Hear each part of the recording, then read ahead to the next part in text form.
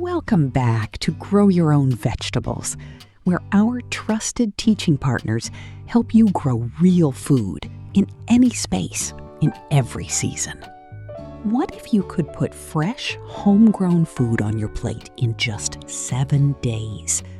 No yard, no experience, not even a sunny window. Just a small space on a kitchen counter and one simple weekly routine. What you're about to watch is part 2 of a live talk Stacey Murphy gave at one of our past Grow Your Own Vegetables events, organized for gardeners just like you. Stacey is a master gardener who has taught this gentle approach to thousands of students on 6 continents. In this second part, Stacey shares the small indoor garden that started it all and the simple 7-day routine that gives you fresh greens year-round, no matter where you live. For more information, free resources, and gentle guidance, you can find us at growyourownvegetables.org. And to grow alongside other gardeners just like you, join our free community at GYOV.org. Settle in. You're going to enjoy this. I had this moment in Brooklyn, when I was transitioning from being a busy gardener to a more relaxed gardener, and this just made all the difference in the world for me. So when you focus on just 6 activities in the garden, you eliminate all unnecessary time in the garden. And guess what? Weeding is not one of those activities. So for 90% of gardeners, you can stop weeding now. And you're probably wondering, what are the 6 things and how do they magically eliminate weeding? So back to the story of this indoor to outdoor transition. So remember I mentioned I was, wanting this outdoor garden, and I had this job. I was working overtime. I didn't have space outdoors. I was enjoying my indoor greens, but I was still looking for that outdoor space. And it took me a couple months, but I finally found someone willing to share their backyard with me, which was awesome. But this yard was all the way across town, 30 minutes by bike or by train. And check out all those weeds too. Isn't that amazing? So it was 30 minutes away by bike, one way. So I would travel an hour to get there and back. And I mentioned earlier, I was working a full-time job, actually more than full-time job. So it didn't seem like enough time at all to start a garden. And I would be sad if I put in all this time and energy and then I didn't get the harvest I wanted, or something happened to the garden while I wasn't there. So the data-loving part of me decided to run an experiment to try to understand how best to use my time. So for 1 month, this is what I did. What if for 1 month, I went every day and I tracked exactly what I was doing with all my time there? So I would have to wake up an hour earlier before work, get on it. I didn't bike there. I basically took a train there. It was like a 30-minute thing, did my gardening, and then I went straight to work. So I saved that 30-minute return trip. So it took me a little bit of time in the morning. And it was a bit tiring, but for 1 month, I went every morning to see what needed to be done. And I figured I could do this for a month. And I tracked everything that I did. So here's what I found I did in that month. All right, I watched stuff grow. I wandered around looking at everything because I was new to gardening. I didn't know what was going on. I stood in wonder that things magically appeared overnight. And I also wondered what was happening when things didn't look right. I worried about every little detail, every little leaf. Was that weird? Was that normal? I searched Google to try to figure out why my carrots weren't growing. I checked the irrigation system was working. I hunted down all the pests. I pulled weeds. I pulled more weeds.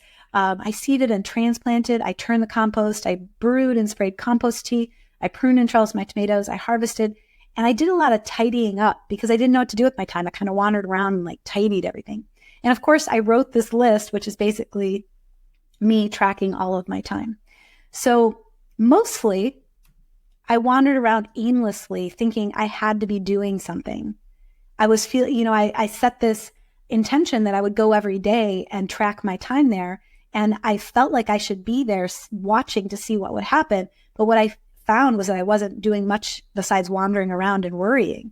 So I still felt like I had to be doing something in the garden. That's why I kept going. And this is one of those beliefs that hold people back from gardening, is the belief that that growing food takes too much time and that you need to be there all the time to make it work.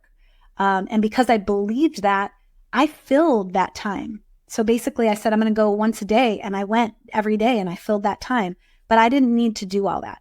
So at the end of the month, I tallied up everything and I realized if the watering system was working properly, the irrigation system that I put in, I could go once a week for about 2 hours and I could get everything I needed to get done. But because I was still feeling weird about not going, because I'm a hard worker, it's my thing. So I felt like it was weird to not go and check in. So I broke it into 2 days and I went twice a week. I went 1 hour twice a week. And it was still hard to trust that the garden didn't need me there all the time checking in on it. And remember, and so here's the deal. So here's the list of things that I focused on when I realized that I was wasting a whole lot of time. So I started to realize that I needed to focus in on these things that produced harvest: seeding and transplanting, harvesting, pruning and trellising, health and fertility, and keeping those records so that you can make your system smarter. All right. So these are the 6 things you must do to put food on your table. And guess what? When I focused just on these 6 things after the first month, nothing went wrong. So imagine if you could cross off 82% of your to-do list in the garden. Just by believing you think there's a lot to do, you might be spending too much time out there. What if you could cross a whole lot of things off? Because I realized how much time I had wasted when I was wandering around worrying, puttering, and poking. And so there are a couple of things that are not on my list you may have noticed. All right.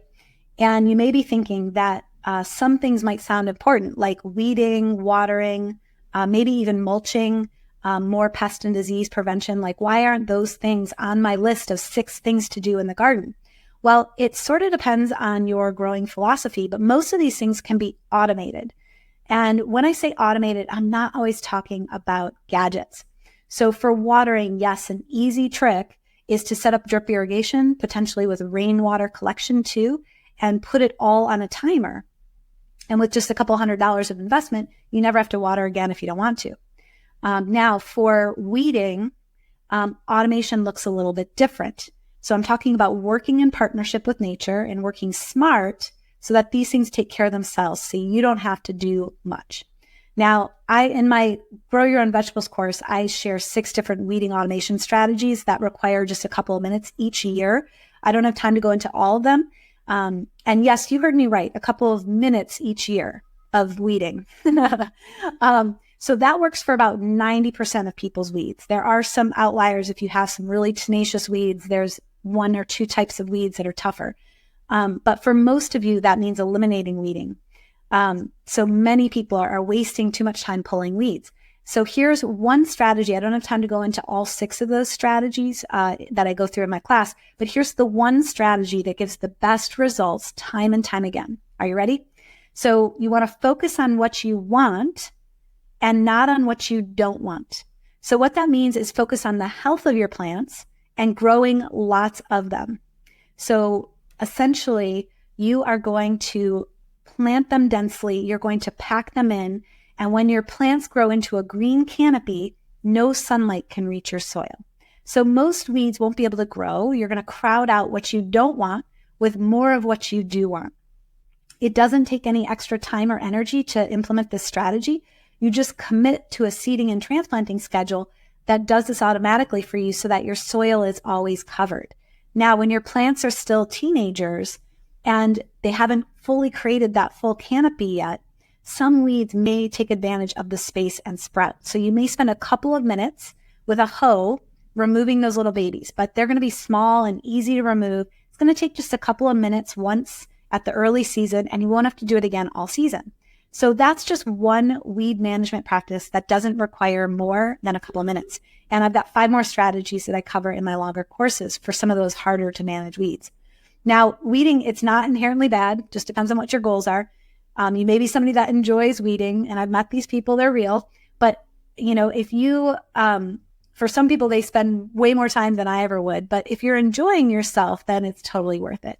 So if if one of the reasons that you want to grow your own food is that you want to enjoy time outdoors, enjoying tea in your garden and wandering around, smelling the lavender, go for it. Even if it's weeding, go for it. Definitely enjoy that garden. That's why you're here. Just remember, you choose how many hours you spend enjoying time outside in your garden, and you choose how many minutes each day or week you're going to dedicate to actually growing that food.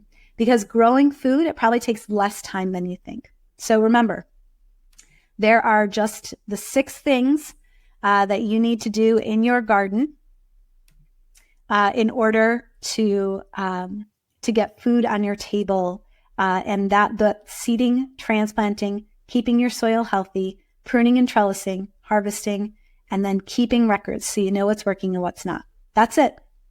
Forget about the rest. And in my longer course, I spend a week on each of these topics so you could master them and take care of your garden quickly and effortlessly, because this is the essentials to getting to your harvest goals.